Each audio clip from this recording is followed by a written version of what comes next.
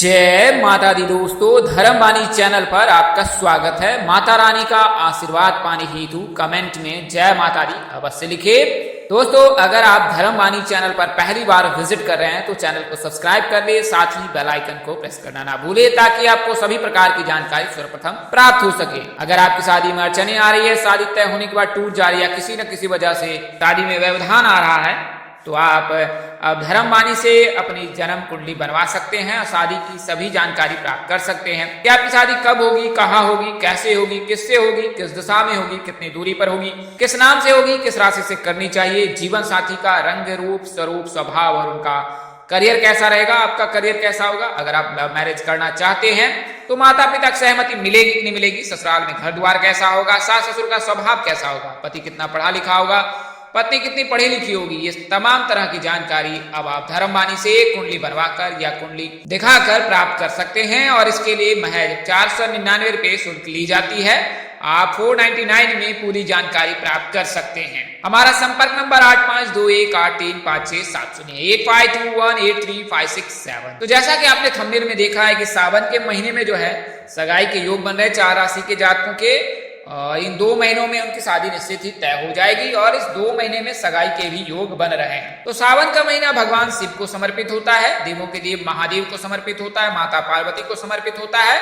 और जब भगवान श्री हरि विष्णु जो है निद्रावस्था में क्षीर सागर में चले जाते हैं, तत्पश्चात जो है सावन का महीना प्रारंभ होता है और सावन के महीने में जो है भगवान शिव जी की पूजा उपासना की जाती है। तो सावन का महीना जो है वो कुल मिलाकर शिव जी को ही समर्पित होता है और शिव जी की पूजा उपासना करने से जो है जातक की सभी मनोकामनाएं पूर्ण होती है, कि शीघ्र योग बनते हैं। ज्योतिष भी हमेशा ही शिव जी की पूजा करने की सलाह देते हैं, क्योंकि शिव जी की पूजा करने से शुक्र मजबूत होता है, राहु केतु और शनि का जो है अशुभ प्रभाव वो छीन हो जाता है। अगर आप राहु से पीड़ित हैं, केतु से पीड़ित हैं या शनि से पीड़ित हैं, तो अगर आप शिव जी की पूजा उपासना करते हैं तो सभी अशुभ प्रभाव छीन हो जाते हैं। और वहीं शुक्र भी मजबूत होता है, लड़कों के शादी के कारक शुक्र माने जाते हैं।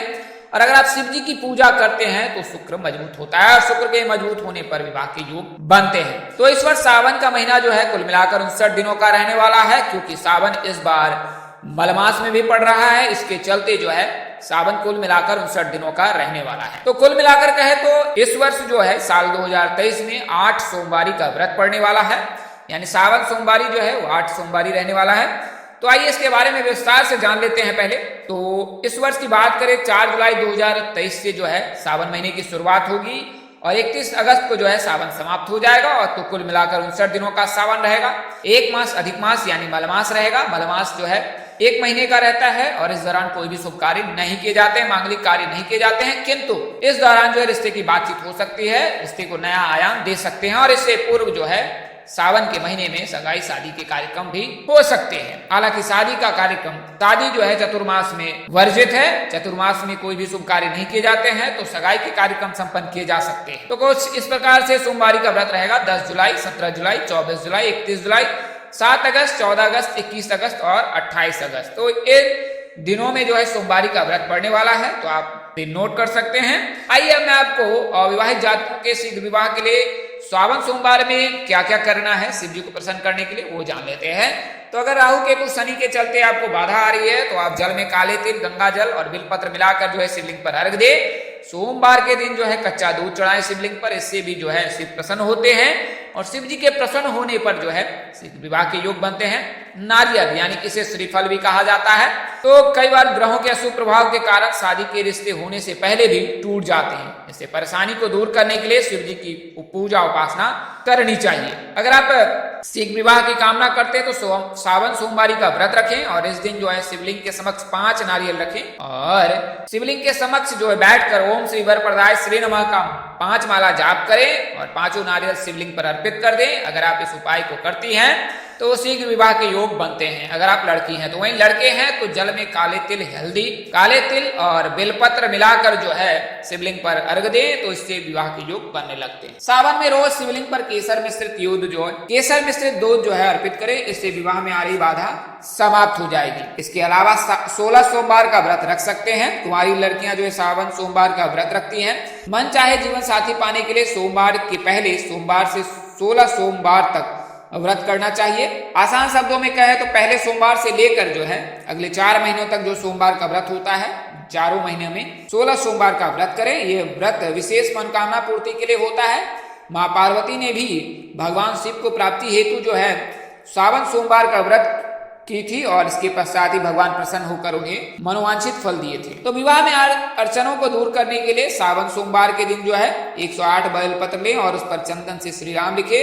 अब जल में बेलपत्र मिलाकर जो है शिवलिंग पर जो ओम नमः शिवाय मंत्र का जाप करते हुए बेलपत्र जो है शिव जी को अर्पित करें। ऐसा करने से अच्छे जीवन साथी की प्राप्ति होती है। नाग केसर फूल, सावन सोमवार के दिन शादी के योग जातक लड़का या लड़की स्नान ध्यान करने के बाद जो है पीले वस्त्र पहनकर भगवान शिव को जो है नाग केसर का फूल अर्पित करे। ऐसा करने से विवाह के योग जल्द बनते हैं। तो कुछ इस प्रकार से जो है उपाय हैं, उन्हें आप करना है। और अगर आप लड़के हैं तो श्वेत वस्त्र धारण करें, सोमवार के दिन व्रत कर सकते हैं सोमवार का, और सोमवार को जो है कच्चे दूध से अभिषेक करें तो फिर विवाह के योग बनते हैं। आइए मैं आपको राशि परिवर्तन के बारे में बता देता हूं। तो राशि परिवर्तन कुछ इस प्रकार रहने वाला है।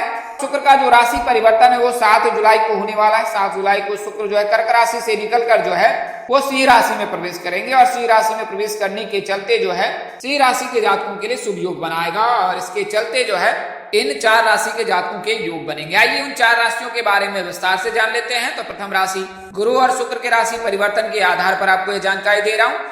तो प्रथम राशि मेष है। मेष राशि के जातकों के गुरु के राशि परिवर्तन से, गुरु के गोचर होने से, गुरु के मेष राशि में प्रवेश करने से मेष राशि के जातकों के लिए शुभ योग बन रहा है। अगर आप सावन के महीने में शिव जी की पूजा उपासना करते हैं तो शीघ्र विवाह के योग अवश्य बनेंगे। अगर आप मेष राशि के जातक है तो दक्षिण दिशा में विवाह के योग बन रहे हैं। मेष राशि के जातक जो है उनके जो है PRM नाम के जातक से विवाह होने के योग बन रहे हैं। अगली जो राशि है वो कर्क राशि है। कर्क राशि के जातकों के विवाह के योग है। चूंकि गुरु जो है कर्क राशि में उच्च होते हैं, इसके चलते जो है पूर्व से ही कर्क राशि के जातकों के योग बन रहे हैं। और मैंने कई वीडियोस में भी बताया है, आगे भी बता देना चाहता हूं कि कर्क राशि के जातक के विवाह के प्रबल योग बन रहे हैं, क्योंकि गुरु इनमें उच्च होते हैं। और जब गुरु उच्च होते हैं, गुरु जब कुंडली में मजबूत रहता है, जिन जातकों की कुंडली में गुरु मजबूत रहता है तो उन लड़कियों के विवाह के योग प्रबल बनते हैं। तो अगर आपकी राशि कर्क है तो आप भगवान श्री विष्णु जी की पूजा उपासना करें। वहीं सोमवार के सावन के महीने में जो भगवान शिव की श्रद्धा भाव से पूजा उपासना करें, यकीन जानिए आपके विवाह के योग अवश्य बनेंगे।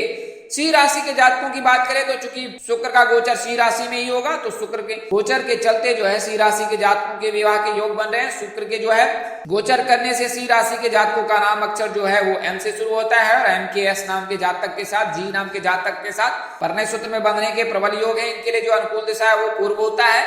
तो अगर विवाह प्रस्ताव हेतु अगर आप रिश्ते लेकर दक्षिण दिशा और पूर्व दिशा में गमन करें तो विवाह प्रस्ताव तय होने के प्रबल योग बनेंगे। आसान शब्दों में कहे पूर्व दिशा में आपके विवाह के योग बन रहे हैं अगर आप सिंह राशि के जातक हैं तो शुक्र के गोचर से जो है सावन के महीने में आपके रिश्ते तय हो सकते हैं, सगाई के भी योग बन रहे हैं। और इन 2 महीनों में जो है आपके लिए बेहद शुभ समाचार मिल सकता है। अगर आप लव मैरिज करना चाहते हैं, प्रेम प्रसंग में है, तो आप माता पिता से बात कर सकते हैं। भगवान शिव की कृपा से आपको उसमें भी सफलता प्राप्त हो सकती है। अंतिम राशि जो है वो मीन राशि है। चूंकि मीन में जो है शुक्र उच्च होते हैं तो इसके लिए मीन राशि के जातकों के भी योग बन रहे हैं और मीन राशि के जातकों के विवाह के प्रबल योग बन रहे हैं। तो सावन का महीना इनके लिए भी शुभ रहने वाला है। सावन के महीने में आपके घर भी रिश्ते आ सकते हैं, रिश्ते तय भी हो सकते हैं, शादी सगाई के कार्यक्रम भी तय हो सकते हैं। तो अगर आप मीन राशि के जातक है तो आपका नाम अक्षर D से शुरू होगा।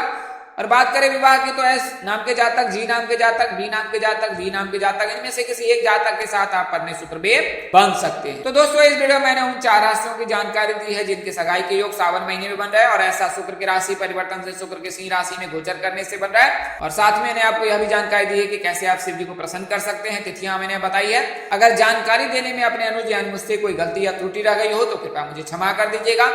मेरी कोशिश आपको सत्य और सही जानकारी देने की रहती है। इस तरह के वीडियो देखने के लिए हमारे साथ बने रहे। अगर आप कोई सलाह अथवा परामर्श देना चाहते तो अवश्य दें। ज्योतिष परामर्श के आधार पर आपको यह जानकारी दी गई। कल तक के लिए इजाजत है। नमस्कार, जय माता दी।